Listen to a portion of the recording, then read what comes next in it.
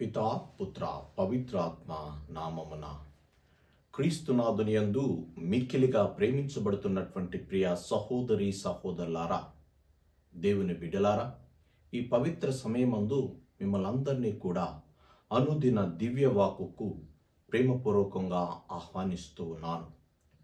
నేటి సువిశేష పట్టణాన్ని మనం ధ్యానించినట్లయితే, యేసు ప్రభు యెరికో పట్టణానికి ప్రవేశించినప్పుడు అక్కడున్నటువంటి గుడ్డివాడు భిక్షమెత్తుకుంటూ ఉన్నాడు. ఎప్పుడైతే ఈ జనుల యొక్క అలకడిని కనుగొన్నప్పుడు వారిని సంప్రదించి ఉన్నాడు. ఏమి జరుగుతూ ఉన్నది? జనులందరూ కూడా కేకలేస్తున్నారు, అరుస్తూ ఉన్నారు. మార్గమధ్యంలో గుంపులుగా పోతున్నట్టు నాకు అనిపిస్తుందని చెప్పేసి ఆ గుడ్డివాడు విచారించగా, అక్కడున్నటువంటి జనులు, ఇదిగో నజరేతి వాసి అయినటువంటి యేసు ప్రభు వెళుచు ఉన్నాడు అనగానే ఆ గుడ్డివాడు ఈ విధంగా ప్రభుని ప్రాధేయపడుతున్నాడు. నజరేయి వాసి అయినటువంటి యేసు ప్రభువా, నా మీద దయచూపుము అని ఆయన బిగ్గరగా అరుచుచుండగా, ఆ అరుపులు విన్నటువంటి కొంతమంది ఈ గుడ్డివాని దగ్గరికి వచ్చి, నీవు అరవద్దు అని ఆయనను గద్దించారు. గద్దించినప్పుడు ఈ గుడ్డివాడు ఇంకను బిగ్గరగా, దావీదు కుమారా, నన్ను కరుణించు అని చెప్పేసి ఆయనను ప్రాధేయపడినప్పుడు, దేవుడు అంటే క్రీస్తు ప్రభు ఆయన దగ్గరకు వచ్చి, నీకు ఏమి కావాలి అని అడగగా, ఇదిగో నాకు దృష్టిని దయచేయమని అడిగి ఉన్నాడు. ప్రియ సహోదరి సహోదరులారా, ఇదే వాక్యం మనం లూకాసు వార్తలో చూస్తున్నాం. అదేవిధంగా ఈ వాక్య ప్రకారమే మనకు ఒక పాట కూడా ఉన్నది. దావీదు కుమార యేసయ్యా, నన్ను కరుణించయ్యా, ఒక మాటైనా చాలును దేవా, స్వస్థత పొందెదను, నేను స్వస్థత పొందెదను. రావయ్యా యేసు రాజా, రావయ్యా యేసు రాజా, నన్ను స్వస్థత పరచగను, త్వరగా రావయ్యా, నన్ను స్వస్థత పరచగను, త్వరగా రావయ్యా. దావీదు కుమార యేసయ్యా, నన్ను కరుణించయ్యా, ఒక మాటైనా చాలును దేవా, స్వస్థత పొందెదను, నేను స్వస్థత పొందెదను. ఈ విధంగా యేసు ప్రభుని ప్రాధేయపడినప్పుడు క్రీస్తు భగవానుడు ఆయనకు దృష్టిని దయచేసి ఉన్నాడు. ఎప్పుడైతే ఆ దృష్టి పొందినప్పుడు ఆ వ్యక్తిలో ఉన్నటువంటి సంతోషం, మనము చూడలేనటువంటి సంతోషము, ఆ సంతోషముతో గంతులు వేస్తూ క్రీస్తు ప్రభుని స్తుతించడం, ఆరాధించడం మొదలుపెట్టి ఉన్నాడు. ప్రియ సహోదరి సహోదరులారా, తాను పుట్టినప్పటి నుండి క్రీస్తు ప్రభుని ప్రాధేయపడినంత వరకు కూడా అంధకారంలో జీవించి ఉన్నాడు. ఆయన దృష్టిని కోల్పోవటము, అంధకారంలో జీవించటము, ఏది ఎక్కడ ఉన్నది, ఏది ఎలా ఉన్నది అనేటువంటి దాన్ని ఆయన కోల్పోయి ఉన్నాడు. ఇప్పుడు ఎప్పుడైతే క్రీస్తు ప్రభుని దర్శించి ఉన్నాడో, స్పష్టమైనటువంటి ఆ యొక్క దృష్టిని పొంది ఆయన ప్రభు మార్గంలో పయనించటం మొదలుపెట్టి ఉన్నాడు. ప్రియ సహోదరి సహోదరులారా, ఈ వాక్యం ద్వారా మనం తెలుసుకోవాల్సింది ఏమిటయా అంటే, పుట్టినప్పటి నుండి ఇప్పటి వరకు కూడా మనము కూడా అంధులుగానే జీవిస్తున్నాం.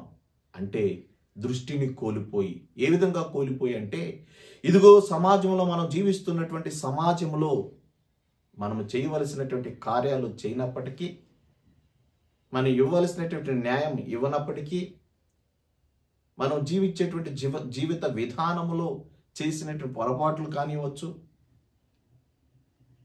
మన జీవిత విధానంలో చేసినటువంటి అన్యాయం కావచ్చు, కుళ్ళు కృతంతో ఈర్ష్యతో జీవించిన జీవిత విధానము కావచ్చు, అబద్ధ సాక్ష్యము, ఇతరుల మీద నిందలు మోపటము, ఇతరుల గురించి చెడుగా మాట్లాడటము, ఇవన్నీ కూడా మనల్ని ఆందోళన చేసి, అంటే దృష్టిని కోల్పోయినటువంటి గుడ్డివారిలాగా చేస్తూ ఉన్న ఈ దినదినము. ప్రియ సహోదరి సహోదరులారా, ఎందుకంటే మనము ప్రభుని దర్శించలేదు, ప్రభుని పిలవలేదు.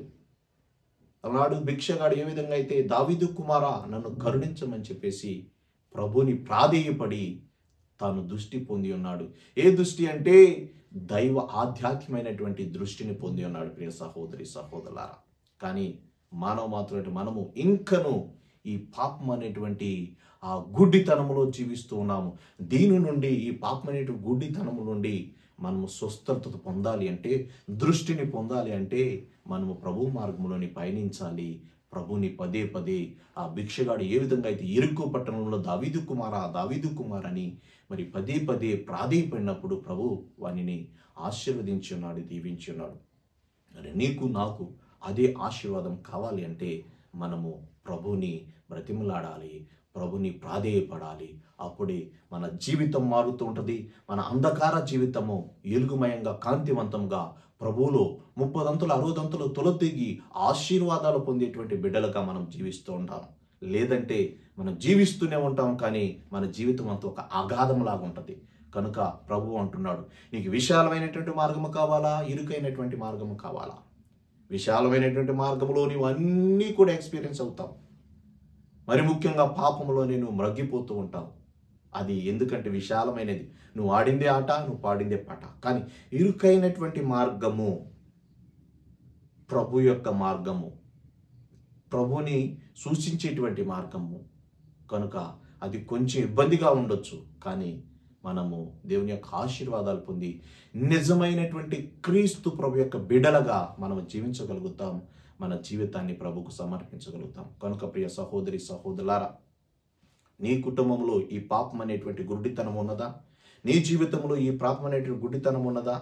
ఒకవేళ ఈ పాపం అనేటువంటి గుడ్డితనముతో నీవు మ్రగ్గిపోతున్నావేమో, బాధపడుతున్నావేమో, కలత చెందుతున్నావేమో, నిరాశపడుతున్నావేమో, ఇప్పుడే ఈ వాక్యము ద్వారా ఆ గుడ్డివానికి దేవుడు చేసినటువంటి గొప్ప కార్యము వినిన తరువాత ఇంకను మనము అదే పాపంలో, అదే గుడ్డితనముతో ఉండక క్రీస్తు ప్రభుని వెంబడిస్తూ, క్రీస్తు ప్రభుని ప్రాధేయపడుతూ, దావీదు కుమారా, నా పైనను నా కుటుంబమైనను దయచూపి ఈ అంధకార జీవితము నుండి వెలుగు జీవితాన్ని ప్రసాదించమని ప్రత్యేకంగా మనం ప్రార్థన చేద్దాం. పితా, పుత్ర, పవిత్రాత్మ నామము.